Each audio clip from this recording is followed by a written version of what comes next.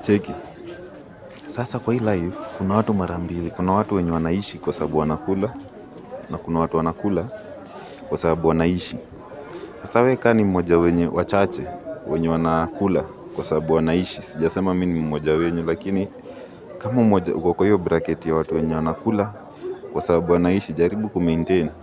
Wengi walipoteza focus. Wengi siku hizi wanaishi kwa sababu wanakula. Unapata tuseme kama kuna kuna jamaa fulani hapo, labda kwa institution ama kwa organization fulani. Acha niite organization ndio watu wasifeel ni kama waingilia sana.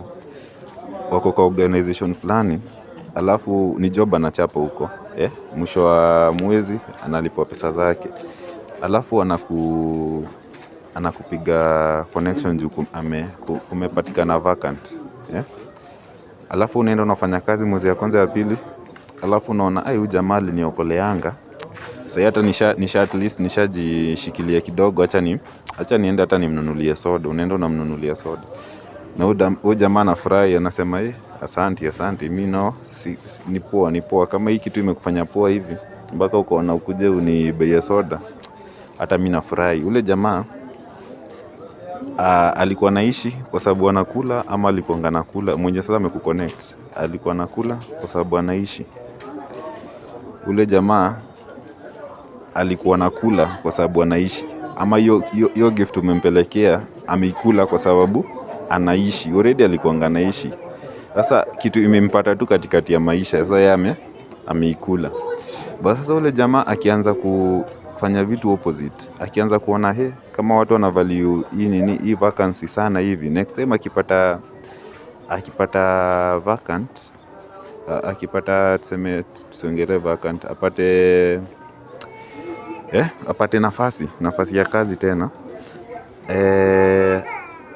connect, atafute mtu wa kuconnect. Lakini this time sasa anamwambia wewe si uninunulie, anamwambia nipatie hata kitu bana, si unaona hii ni kazi, kitu ya maana na kufanyia. Sasa huyu jamaa ndio yeye akikufanyia wewe, alikufanyia kitu ya maana, na wewe ukamfungua macho, akakuja kugundua kumbe watu wanavaliwi kitu.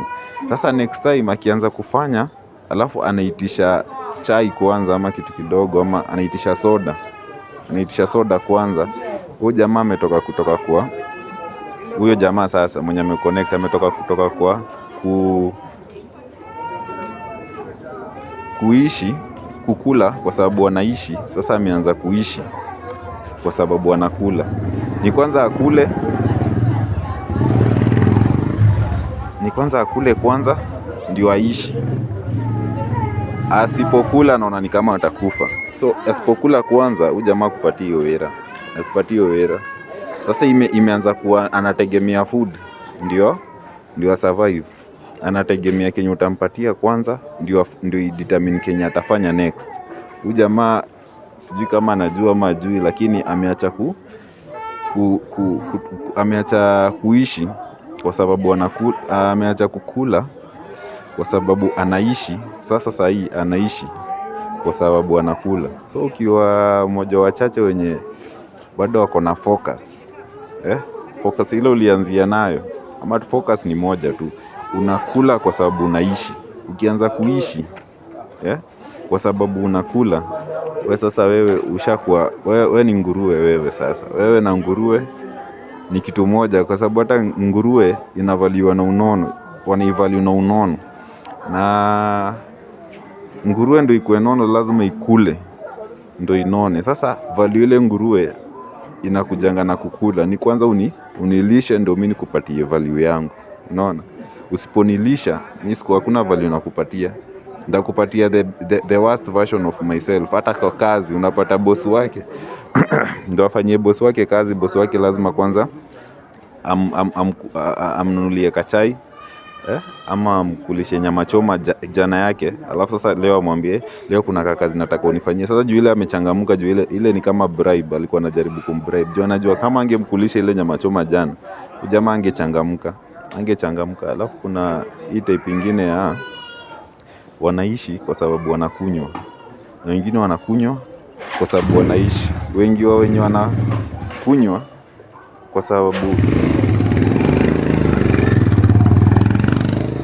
wanakunywa kwa sababu wanaishi, hawakaangi sana kabla wajaanza kuishi, kwa sababu wanakunywa. Unapata msee alikuwa anafanya kazi, anaenda akipata ni mshahara ikitoka, kama ni mtu wa mjei, mshahara ikitoka ndio weekend kidogo anaenda anajiburudisha na kinywaji moja mbili hivi.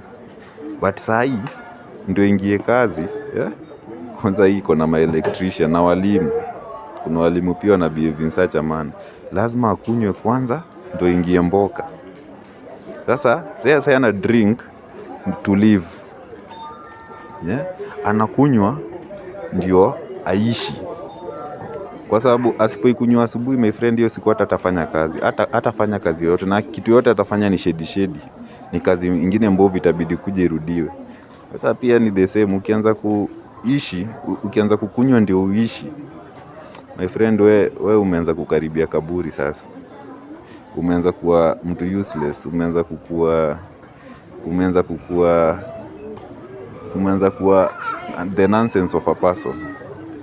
Unaona nonsense? Sasa ikiwekwa ipewe sura ya mtu, inapewa sura yako. So be careful sana kama unaishi kwa sababu unakunywa, na kama unakunywa kwa sababu unaishi, kuwa careful sana. Usikuje ukabadilika, ukaanza kuishi kwa sababu unakunywa, ama the same na kukula. Kama unakula juu unaishi, kuwa careful sana, usianze kuishi kwa sababu unakula juu umeanza kuwa mtu blood fucking. Sasa umeanza kukua kama commodity. Sasa kwanza nitoe do ndio nipate ile commodity. Sasa umeacha kuwa person, umekuwa inferior, umekuwa commodity, umekuwa kama nyanya. Kwanza nitoe pesa ndio nipatiwe ile nyanya. Umeacha kuwa mse wa kumake decision, umekuwa mtu wa kumekiwa decision. Sasa italingana ni nini nimekuletea.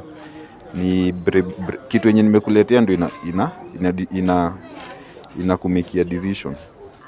Sasa wewe hata kama hutaki kufanya kitu fulani, bora tu nimetoa 1,000-2,000, inabidi umeconsider, kwa sababu umekuwa slave. Wewe sasa si nini? Wewe si mtu mwenye anajielewa, umekuwa kama kuku, kama mama bidhaa. Ni pesa itolewe kwanza ndio tuone value yako. Badala tungeona value yako ndio tukuje na pesa. Ni value yako tumeona imetu attract, lakini wewe tunajua wewe una value yoyote. Ni kwanza tukuje na pesa fulani ndio tupatie value. Yeah? Ndio uanze kukua wa maana fulani. Sijui hata kama unanipata. Lakini in short umeanza kukua mtu blood fucking. Baadaye